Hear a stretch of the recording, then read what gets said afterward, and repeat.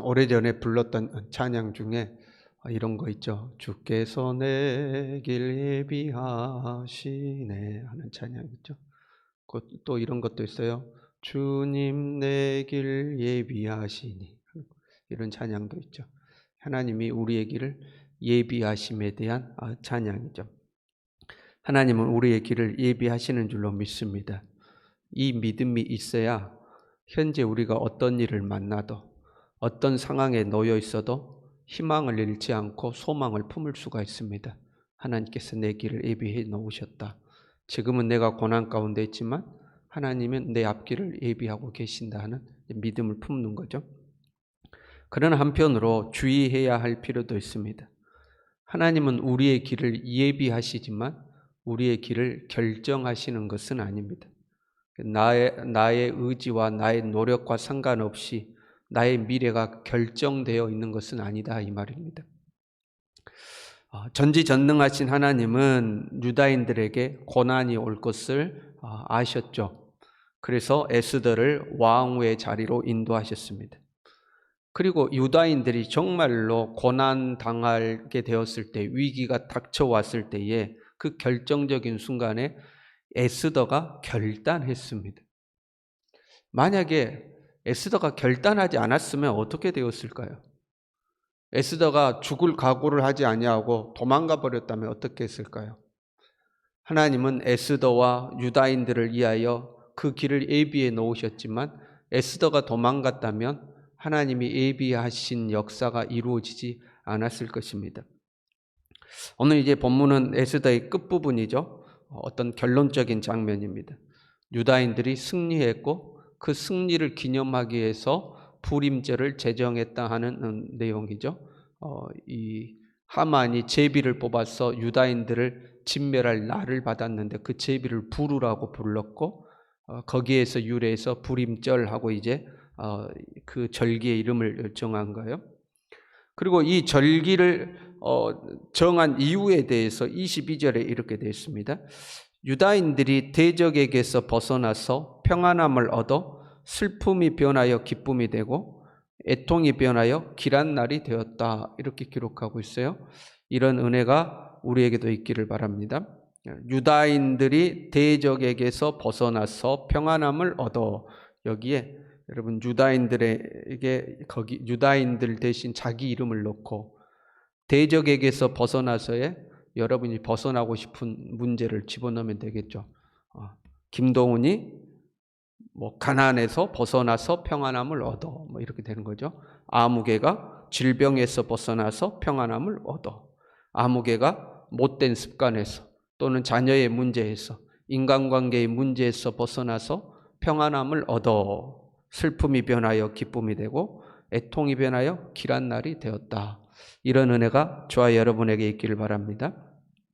그리고 그러한 은혜가 있었는데 이 부림절에 대해서 이제 자세하게 설명을 해요. 그 다음에 이렇게 돼 있어요. 하만이 제비를 뽑아서 유다인들을 죽이려고 계획했지만 에스더가 왕 앞에 나아감으로 말미암아 왕이 조서를 내려서 이런 대전환이 일어났다 하고 기록하고 있어요.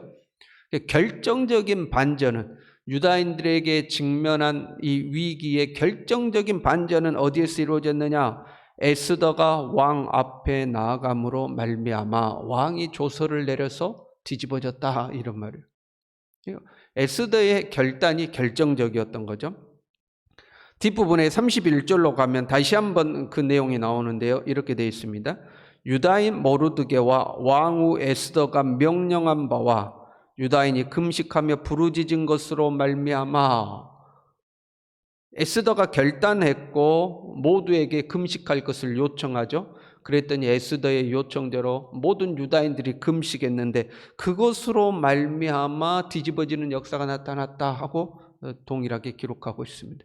에스더가 결단했고 에스더의 결단에 유다인들이 금식하며 동참하였고 그것으로 하나님의 예비하신, 유다인들의 고난이 있을 걸 알고 왕으로 에스더를 세우시고 하면서 유다인들의 앞길을 예비하신 하나님의 그 역사가 이루어졌음을 기록하고 있습니다. 여러분, 하나님은 우리의 앞길을 예비하시는 줄로 믿습니다. 그러나 우리가요, 그 하나님의 예비하신 것을 잘 선택해야 합니다. 하나님은 에스더를 이때를 위해서 왕으로서 예비해 놓으셨는데 그 결정적인 순간에 에스더가 나는 모르겠다. 일단 나부터 살고 보자 하고 하나님이 예비하신 길을 선택하지 않았다면 그 하나님의 예비하신 모든 역사가 수포로 돌아가는 거죠. 하나님은 우리의 길을 예비하시지만 다 결정해 놓은 게 아니에요. 그냥 내가 아무렇게나 살아도 하나님이 결정된 대로 우리의 인생이 만들어지는 게 아니다 이 말입니다. 하나님은 예비해 놓으셨고 우리는 그 하나님의 예비함을 잘 선택해 가야 되는 거죠. 상당히 많은 사람들이 무언가를 선택할 때에 고민하지 아니하고 자신이 원하는 것을 선택해 가는 것을 보게 됩니다. 하나님이 예비하신 것을 선택한 것이 아니라 그냥 자기 욕심대로 선택을 하는 거죠. 그리고 그 선택의 결과가 좋지 않으면 하나님 왜 나한테 이런 어려움을 주십니까? 왜 하나님 나에게는 도움을 주지 아니하십니까? 하고 자기의 엉뚱한 선택을 돌아보는 것이 아니라 그 결과에 대해서 원망할 때가 종종 있는 거죠. 여러분, 하나님의 예비하심을 누리려면 이 영적인 긴장감이 필요한 겁니다. 영적 긴장감이 필요해요. 하나님이 예비하신 것을 내가 놓치지는 않을까? 내가 엉뚱한 것을 선택하지는 않을까? 이런 어떤 긴장감이 있어야 하는 거죠. 그리고 이런 긴장감이 있는 사람은 기도할 수밖에 없는 거죠. 말씀을 묵상할 수밖에 없는 거고 하나님의 말씀 속에서 하나님의 음성을 들으려고 귀를 기울일 수밖에 없는 거죠. 하나님 내가 어디로 가야 합니까? 하나님 내가 무엇을 선택하기를 원하십니까? 하고 계속해서 하나님의 뜻을 물을 수밖에 없죠. 내가 하나님의 뜻을 놓치지는 않을까 긴장하게 되고 그 긴장감 때문에 무슨 일이 있을 때마다 하나님 앞에 묻고 하나님의 인도를 구하게 되는 거죠. 그럼에도 여러분 우리 마음 가운데 염려가 생길 수 있어요. 그래도 내가 하나님의 뜻을 놓치면 어떡합니까? 나는 한다고 했는데 나는 하나님의 뜻을 쫓는다고 쫓았는데 내 선택이 잘못되면 어떻게 됩니까? 염려가 될 수도 있겠죠. 어떤 분들은 그렇게 물어보는 분들도 있어요. 하나님의 뜻인지 아닌지 하나님의 예비하신 길인지 아닌지 어떻게 합니까? 이제 이렇게 물어보시는 분들도 있어요. 우리가 어떤 문제를 만나면 그 깊이 생각하지 않아도 우리가 이미 알고 있는 하나님의 말씀에 의해서 분명하게 딱 나뉘어지는 경우가 있죠. 이것이 하나님의 뜻, 이것이 하나님의 뜻이 아니다. 쉬운 예로 여러분 도둑질을 해야 돼요, 말해야 돼요? 그건 우리가 깊이 뭐 생각 안 해도 하나님의 말씀에 의해서 도둑질하지 말라 했으니까 이건 하나님의 도둑질하는 것은 하나님의 뜻이 아니다. 금방 알 수가 있죠. 그런데 모든 문제가 이렇게 단순하진 않죠. 그래서 여러분 하나님의 인도를 받기를 원하면요. 하나님의 인도를 받기를 원하면 내가 진심으로 하나님의 인도를 받기를 원하면 하나님의 인도하심을 알 수가 있게 됩니다. 그 무슨 말이냐고요? 이렇게 되어 있잖아요. 하나님이 너희가 전심으로 나를 찾고 찾으면 나를 만나리라 그랬죠. 우리가 하나님의 뜻을 전심으로 찾고 찾으면 정말로 진심으로 하나님의 뜻을 알기를 원하면 하나님의 뜻이 무엇인지 알게 됩니다.